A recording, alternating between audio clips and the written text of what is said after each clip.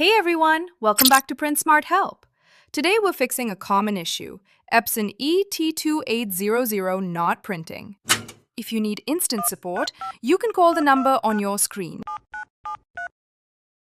This usually happens due to clogged nozzles, printhead issues, or outdated drivers. Method 1. Clean the printhead manually. Turn on your printer. Lift the control panel and open the inner cover. Give a copy command to move the printhead. When it moves left, unplug the power cable. Lift the scanner unit.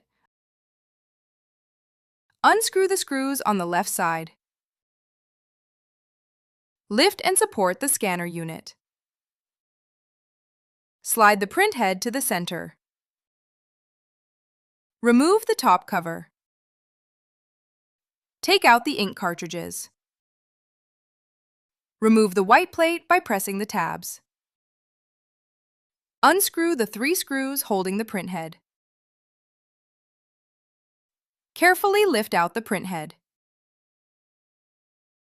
Remove the chip. Clean the printhead using a wet tissue or lint-free cloth. Reassemble everything properly.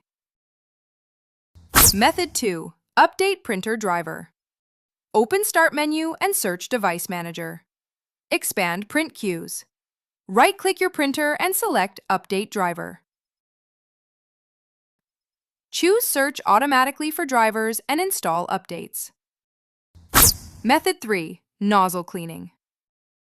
Make sure ink levels are at least 30%. Go to Settings, Maintenance on the printer. Select Power Cleaning.